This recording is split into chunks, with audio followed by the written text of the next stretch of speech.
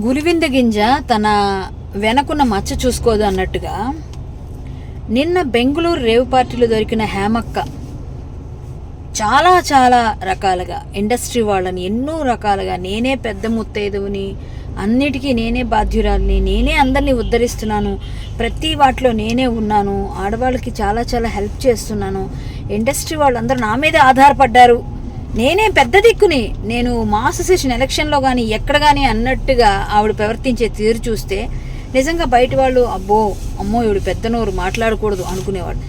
ఎవరిని వదలకుండా పిచ్చి పిచ్చిగా అందరినీ ఏదో విధంగా గొడవలు చేస్తున్న ఆమె చేసినవన్నీ మనం చూసాం.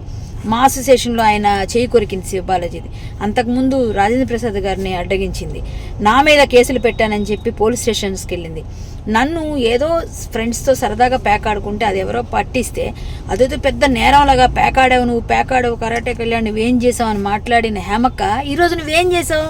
ఒక రేవ్ పార్టీలో డ్రగ్స్తో పాటు దొరికావు. నువ్వు ఈ శాంపిల్స్ వచ్చిన తర్వాత బెంగళూరు పోలీసులు నీకు ఖచ్చితంగా నీకేంటన్నది పనిష్మెంట్ ఇస్తారు. ఇక్కడైతే ఎలాగూ ఇంకా చాలా పనిష్మెంట్స్ తీసుకోవడానికి సిద్ధంగా ఉండు. ఎందుకంటే ఒక మనిషికి ఒక మాట అనే ముందు కర్మ రిటర్న్స్ అంటారు. ఎప్పుడైనా మనం చేసిందే మనకు తిరిగి వస్తుందని. కాబట్టి ఇక ముందైనా జాగ్రత్తగా నడుచుకో. దేవుడి దయ వల్ల నీకు ఆ డ్రగ్స్తో ఏ సంబంధం లేకుండా, నీకు ఏ శాంపిల్స్లో ఎటువంటి ఇది లేకుండా నువ్వు ఉండాలని నేను మరొక్కసారి దేవుడిని కోరుకుంటున్నాను. Good luck.